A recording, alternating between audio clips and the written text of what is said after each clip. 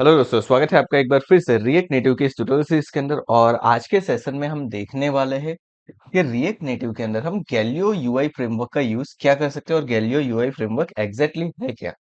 तो चलिए, मैं यहाँ पे आ चुका हूँ मेरे क्रोम के अंदर, एंड क्रोम के अंदर मैंने एक वेबसाइट ओपन करके रखी है, that is a Galio dot AI. अब ये गैलियो है क्या, तो देखिए ये एक रिएक्ट नेटिव की यूआई फ्रेमवर्क है। इसका यूज करके आप क्या कर सकते हो, आपके यूआई को बहुत ही बढ़िया तरीके से कस्टमाइजेबल और एक प्रॉपर डिजाइन के अंदर बिल्ड कर सकते हो। जैसे कि हम क्या करने वाले हैं, हम एक टू डू लिस्ट की एप्लीकेशन बनाने वाले हैं, तो हमें वहां पे एक प्रॉपर यूआई चाहिए। अब सारे कंपोनेंट अगर मुझे स्टार्टिंग से डिजाइन करने हैं तो बहुत टाइम जा सकता है।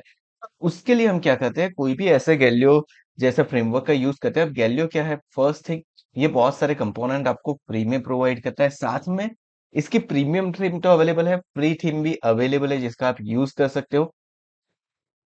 अब देखिए, इसको यूज करने का तरीका बहुत ही सिंपल है। आपको क्या करना है, यहाँ से सिंपली सबसे पहले कर लेना है npm install and then Galio framework. तो चलिए, मैं यहाँ से इसको कॉपी कर लेता हूँ। कॉपी करने के बाद मैं मेरे VS कोड के अंदर चले जाता हूँ।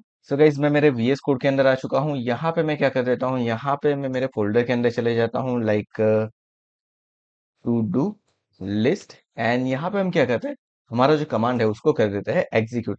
अब जैसे ही आप ये कमांड को एग्जीक्यूट करोगे, क्या होगा, आपका गैलियो फ्रेमवर्क आपके पर्टिकुलर एप्लीकेशन के लिए ऑन हो जाएगा। तो चलिए, कुछ इस तरीके से हमने कर लिया है यहाँ पे। नाउ अब मैं आ जाता हूँ यहाँ पे अगेन। अब देखिए, यहाँ पे सीट डॉक्यूमेंटेशन आपको ऑप्शन दिया हुआ है।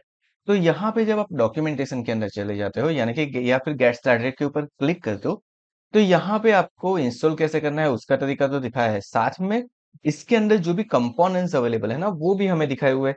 जैसे कि मुझे क्या करना है, मुझे कोई प्रॉपर बटन यूज करना है, एक अच्छे डिजाइन वाला बटन यूज करना है, तो मैं यहाँ से बटन को ले लूंगा।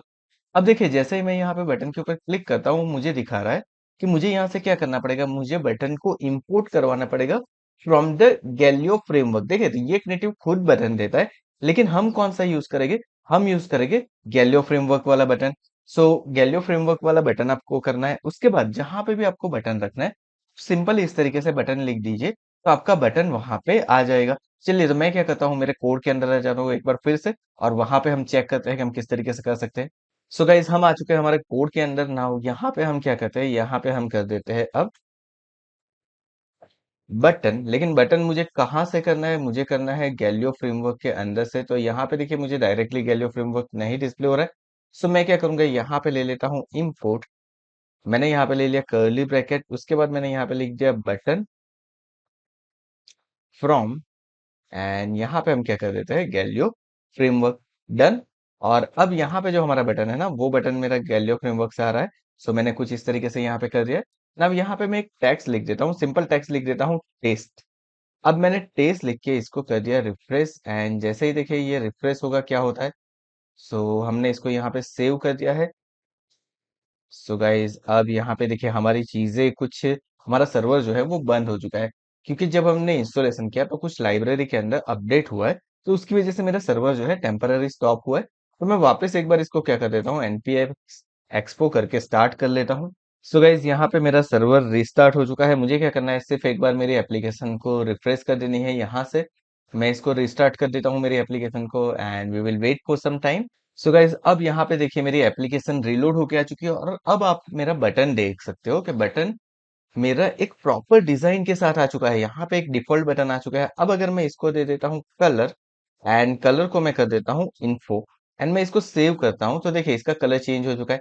अगर मैं इसको कर देता हूँ सक्सेस, तो अब इसका भी कलर चेंज हो जाएगा। अगर मैं इसको कर देता हूँ डेंजर एंड नाउ सेव करता हूँ, अब देखिए, अब यहाँ पे ये मेरे पास डेंजर का कलर मुझे दे रहा है। तो नाउ यहाँ पे क्या है, यहाँ पे उसके डिफॉल्ट कलर्स अवेलेबल है जिसका आप यूज कर सकते हो। And you can check it कि यहाँ पे कितने सारे आपके पास कंपोनेंट अवेलेबल है। अगर आप यहाँ पे चेक करते हो तो आपको पता चलेगा कि यहाँ पे आपके पास कार्ड्स है। अगर आपको कोई कार्ड बनाना है, यूआई कार्ड बनाना है, जैसे कि मुझे प्रोडक्ट कार्ड बनाना है, तो आपके पास यहाँ पे कार्ड कंपोनेंट अवेलेबल है जिसका आप यूज कर सकते हो। एंड देन इसके साथ उसका एडवांस एग्जांपल भी दिया हुआ है कि अगर आपको उसको कुछ प्रॉपर वे के अंदर डिजाइन करना है तो आप किसके साथ कर सकते हो।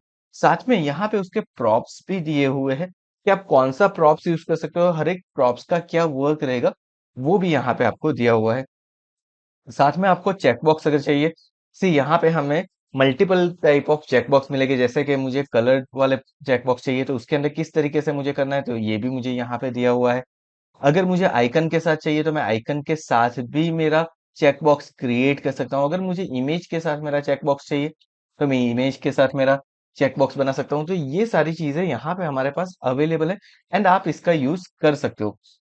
सो यहाँ पे जो कंपोनेंट अवेलेबल है, इसका यूज करके आप क्या कर सकते हो, आप बढ़िया से डिजाइन बना सकते हो। जैसे कि अगर आप यहाँ पे स्टार्टर किट के अंदर जाते हो तो यहाँ पे गिटहब के ऊपर आपको उसकी स्टार्टर किट दी हुई है।